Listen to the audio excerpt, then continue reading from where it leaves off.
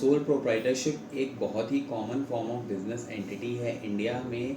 और आप अगर देखेंगे आपके आसपास वाले जो स्मॉल बिजनेस ओनर्स हैं, एमएसएमईज हैं, चाहे वो एक किराना स्टोर हो, चाहे वो एक कोई और नॉर्मल ट्रेडिंग बिजनेस हो या कोई प्रोडक्ट सेलर हो, वो लोग मोस्टली जो है देखिए सोल प्रोप्राइटरशिप बिजनेस एंटिटी में ही रजिस्टर्ड कराते हैं। द रीज़न बीइंग देखिए सोल प्रोप्राइटरशिप को रजिस्टर करना बहुत ही आसान है, एनुअल कंप्लाइंसेस भी बहुत कम है और ये मात्र 10 से 12 दिन में रजिस्टर हो जाती है। तो देखिए मेरा सजेशन तो सबको यही रहता है कि अगर आपने बिज़नेस शुरू करना है और आपने जस्ट अपना बिज़नेस आइडिया ही टेस्ट करना है तो सबसे पहले आपको सोल प्रोप्राइटरशिप से ही शुरू करना चाहिए। द रीज़न बीइंग बहुत ही इजी टू सेटअप है, मिनिमम कॉस्ट में सेटअप हो जाता है और इसको रजिस्टर करने के लिए, सोल प्रोप्राइटरशिप को रजिस्टर करने के लिए एक ही पर्सन की रिक्वायरमेंट है, इसमें मल्टीपल पार्टनर्स भी नहीं चाहिए होते। बट मेरे पास काफ़ी टाइम से ये रिक्वेस्ट आ रही थी कि सोल प्रोप्राइटरशिप पर एक सेपरेट वीडियो बना दी जाए, तो मैं उन रिक्वेस्ट को फॉलो कर कर आज ये वीडियो बना रहा हूँ। और आज की इस वीडियो में हम बात करने वाले हैं कि एक सोल प्रोप्राइटरशिप रजिस्ट्रेशन करने के क्या फ़ायदे हैं, क्या नुकसान हैं और इसका क्या प्रोसेस रहता है।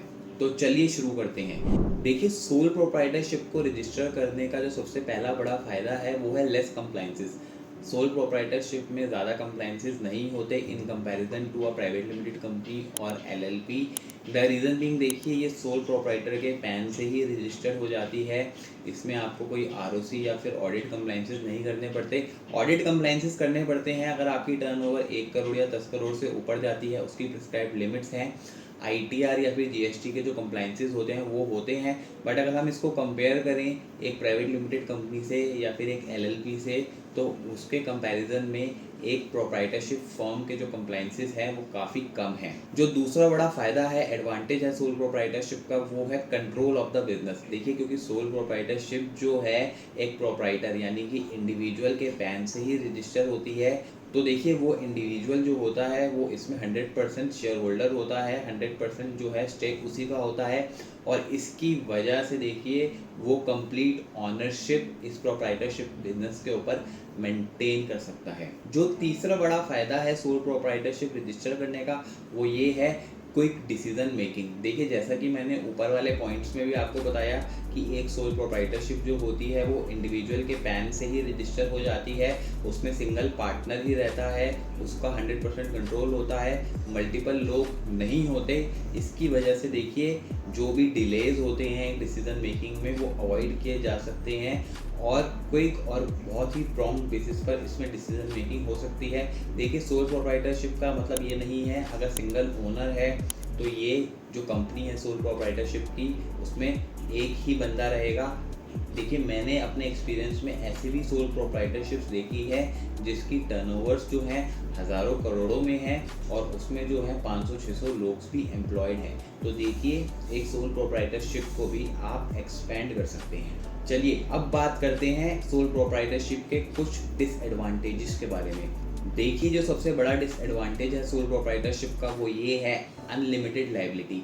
देखिए एक प्राइवेट लिमिटेड कंपनी में या फिर लिमिटेड लायबिलिटी पार्टनरशिप में लिमिटेड लायबिलिटी रहती है कि कल को अगर बिजनेस में कोई जेन्युइन बिजनेस लॉस हो जाता है तो उनके शेयर होल्डर्स और पार्टनर्स की जितनी कैपिटल कंट्रीब्यूशन होगी बस उनको पर्सनली वो लॉस उतना ही बियर करना पड़ेगा। बट ऐसा एक सोल प्रोप्राइटरशिप में बिल्कुल नहीं है। अगर कल को सोल प्रोप्राइटरशिप में कोई लॉस हो जाता है तो वो सारा का सारा सोल प्रोप्राइटर को बियर करना पड़ेगा और उसको बियर करने के लिए उसके पर्सनल एसेट्स को भी यूज़ किया जा सकता है।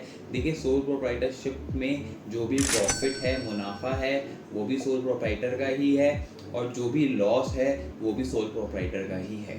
जो दूसरा डिसएडवांटेज है वो है नो परपेचुअल सक्सेशन। देखिए कल को अगर सोल प्रोप्राइटर को कुछ हो जाता है, उसकी डेथ हो जाती है या उसको जो है कोई परमानेंट डिसेबिलिटी हो जाती है तो वो सोल प्रोप्राइटरशिप वहीं डिसॉल्व हो जाएगी। द रीज़न बीइंग देखिए सोल प्रोप्राइटरशिप में वो सिंगल पर्सन ही रहता है, वो सिंगल पर्सन ही ऑनर होता है और उसको कोई ओवरटेक नहीं कर सकता। एक सोल प्रोप्राइटरशिप की अनलिमिटेड कॉन्टिन्यूस नहीं होती, जस्ट लाइक अ प्राइवेट लिमिटेड कंपनी और लिमिटेड लायबिलिटी पार्टनरशिप। इन दोनों कंपनीज में देखिए अगर कल को कोई पार्टनर एक्सपायर हो जाता है या उसको डिसेबिलिटी हो जाती है तो उससे जो इन कंपनीज की कॉन्टिन्यूस हैं उस पर कोई इफेक्ट नहीं पड़ता। और देखिए जो तीसरा सबसे बड़ा नुकसान है एक सोल प्रोप्राइटरशिप का, वो है अनएबिलिटी या फिर डिफ़िकल्टी इन रेजिंग फंड्स। देखिए जैसा कि मैंने अभी आपको ऊपर बताया, एक सोल प्रोप्राइटरशिप में प्रोप्राइटर की अनलिमिटेड लायबिलिटी रहती है और इसमें जो सोल प्रोप्राइटरशिप है उसकी जो है परपेचुअल सक्सेशन नहीं होती। तो इसकी वजह से सोल प्रोप्राइटरशिप में लोन रेज करना काफ़ी मुश्किल होता है। बैंकर सेफ फील नहीं करते एक सोल प्रोप्राइटरशिप को लोन देने में। द रीज़न मीन देखिए सोल प्रोप्राइटरशिप जो है कब वाउंड अप हो जाए या कब डिज़ोल्व हो जाए उसका कुछ पता नहीं है। और सोल प्रोप्राइटरशिप में देखिए क्रेडिटर्स जो हैं लोन देने से हिचकिचाते हैं और एक सोल प्रोप्राइटरशिप में लोन रेज करना या फंडिंग रेज करना बहुत ही मुश्किल है। अभी अभी हमने बात करी एक सोल प्रोप्राइटरशिप के एडवांटेजेस और डिसएडवांटेजेस के बारे में। अब हम बात करते हैं कि एक सोल प्रोप्राइटरशिप को रजिस्टर करने का क्या प्रोसेस है। देखिए एक सोल प्रोप्राइटरशिप को रजिस्टर करने का प्रोसेस बहुत ही सिंपल है, आसान है, इजी है। इसमें देखिए ज़्यादा कुछ करना नहीं होता। जो सोल प्रोप्राइटर है अगर उसका पैन है तो बहुत अच्छी बात है, अगर नहीं है तो सबसे पहले उसका पैन अप्लाई करना पड़ेगा। पैन अप्लाई करने के बाद उस पैन के बेसिस पर जीएसटी रजिस्ट्रेशन ले सकते हैं। जीएसटी रजिस्ट्रेशन में ट्रेड नेम डालना होता है, वो सोल प्रोप्राइटरशिप का नाम भी हो सकता है या फिर कोई और नेम भी हो सकता है। और एक बार जीएसटी रजिस्ट्रेशन आ गया तो हम उसका करंट बैंक अकाउंट खुलवा सकते हैं, एमएसएमई रजिस्ट्रेशन ले सकते हैं और लीजिए आपकी सोल प्रोप्राइटरशिप तैयार हो गई। अब आप इसमें बिजनेस कर सकते हैं। फ्रेंड्स अभी अभी हमने बात करी एक सोल प्रोप्राइटरशिप को रजिस्टर करने के एडवांटेजेस के बारे में, डिसएडवांटेजेस के बारे में और प्रोसीजर के बारे में। मैं होप करता हूं कि इस वीडियो के थ्रू सोल प्रोप्राइटरशिप से रिलेटेड आपके सारे डाउट्स क्वेश्चन सॉल्व हो गए होंगे।